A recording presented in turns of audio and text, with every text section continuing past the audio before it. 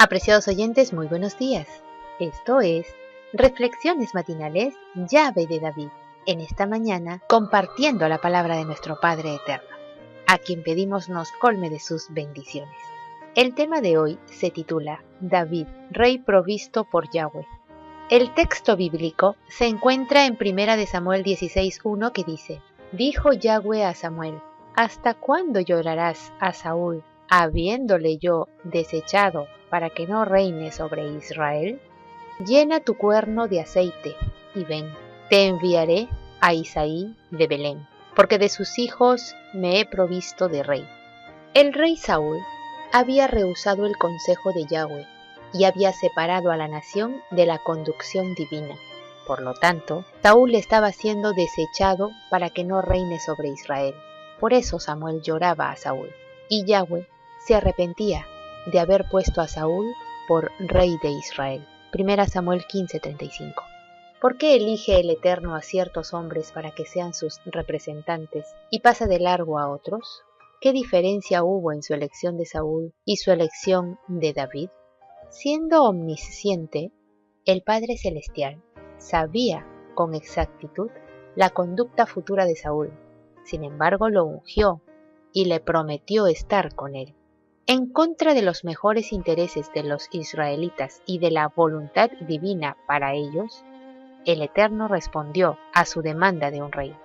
Es claro que Saúl era popular entre la gente, un rey según el corazón de ellos, pero no del Altísimo. No pensaban en un liderazgo espiritual, sino en el poder nacional. Cuando fue elegido, Saúl tenía serios impedimentos. Por eso el Eterno le advirtió de los peligros que encontraría y le dio un consejo preciso en cuanto a la forma de hacerles frente. En el caso de David era diferente.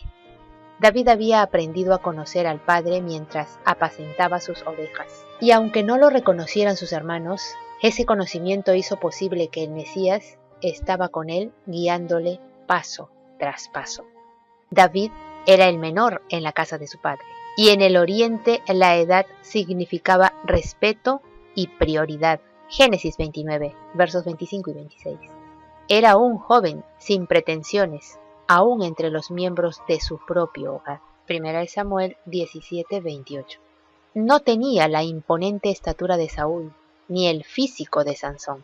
Saúl fue llamado del arado porque los ancianos clamaban por un rey con urgencia.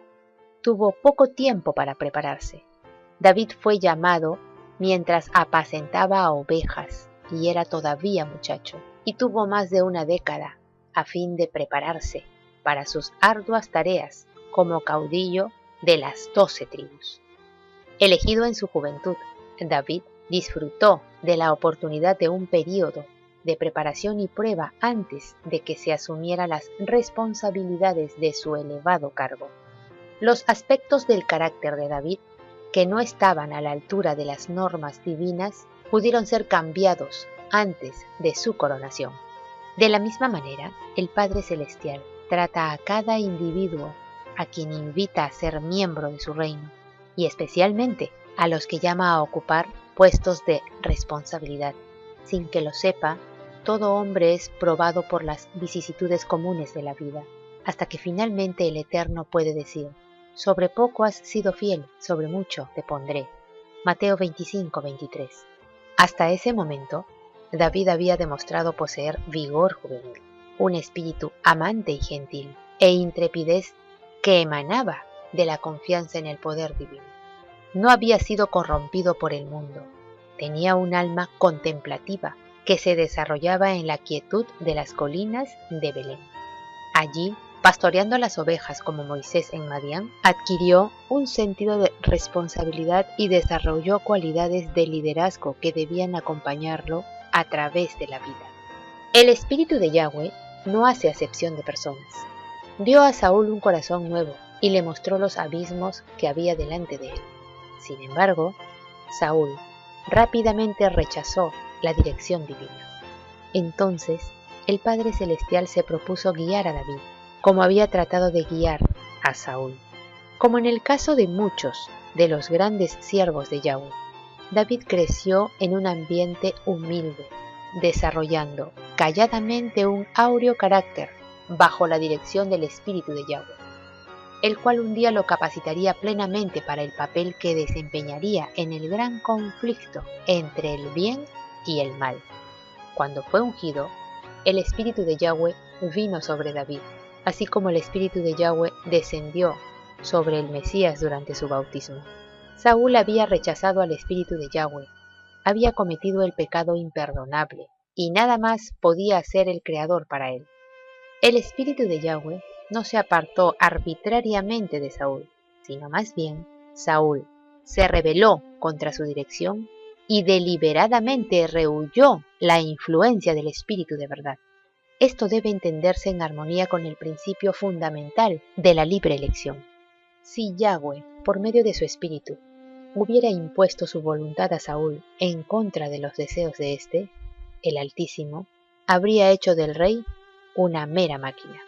En realidad, al dar a Satanás una oportunidad para demostrar sus principios, Yahweh limitaría su propio poder. Por supuesto, había límites que Satanás no podría sobrepasar. Job 1:12 y capítulo 2, verso 6.